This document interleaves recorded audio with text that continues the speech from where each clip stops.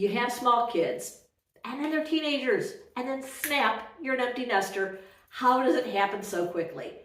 I don't know, but I know it happens.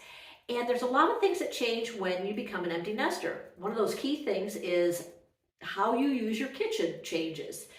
You aren't going to be cooking for as many people, obviously, but what does that actually mean in the kitchen besides cooking for less people?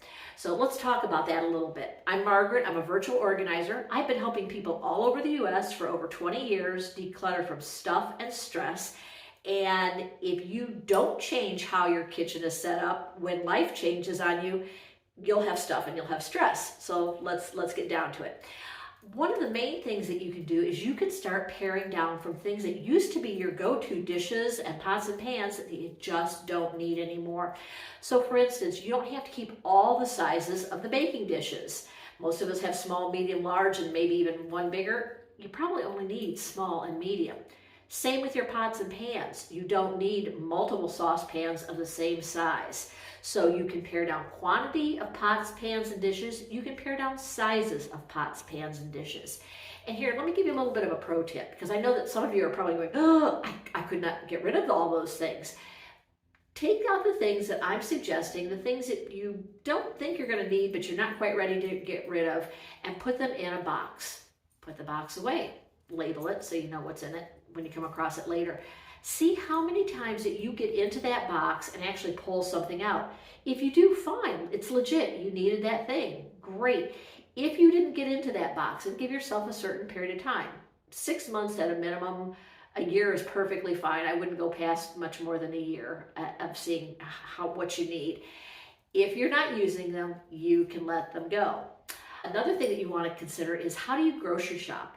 You have gotten in the habit, most likely, of buying lots of things on sale, stocking up, maybe even buying in bulk. You don't need to do that now that you're down to 1 or 2 people in the household. You can buy less. Think of it as an advantage, though. You don't have to buy as many canned goods, as many frozen things.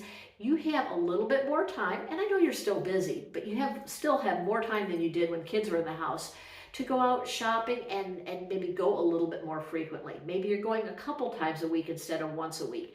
Less frozen foods, less canned goods, more fresh stuff. You're eating healthier. And one of the things you're looking to do is to enjoy the process of cooking more than just getting through it because you got to get on to the next thing. One of the things also, and maybe the last thing for this particular video that I want to encourage you to do, is really think about how is it you're going to be feeding people. Now, if it's just 1 or 2 of you, you know how to do that. I'm talking about when those wonderful kids come home to visit. You might be thinking, well, how can I get rid of all the pots and pans and the dishes, because when they come, I'm going to need them. Maybe you will, maybe you won't. Try to think very carefully about what it's going to be like. You will have gone from cooking for 1 or 2 people for whatever period of time before the kids come back to visit. Now they're coming with spouses and their kids. Are you really going to start cooking for a crowd, or are you going to start doing more maybe sloppy Joe type meals, picnic type meals, bringing food in, going out to eat? You very well may be changing how you cook and still not need all those things. If you are from a family where it's like, oh, no, when they come back, I am cooking and it's full on, fine. Don't get rid of the things that you need for that, but don't give them prime real estate in the kitchen. Put them in a box that you put maybe in the garage, the basement, the floor of a guest room closet, and pull them out only when you need them. In other words, you have them, they're just not getting prime real estate. I'd love to help you think through this process for your home. Oh, and before I let you go, there is one more thing I wanted to say. You're learning how to be an empty nester. You don't know on day 1 what it's going to be like. Give yourself space and time to learn to be an empty nester. Go through your kitchen, do that initial purge, maybe keep things that you're kind of checking to see if they actually work their way back in the kitchen or not. But expect to do this again, maybe in a year, and maybe again in another year.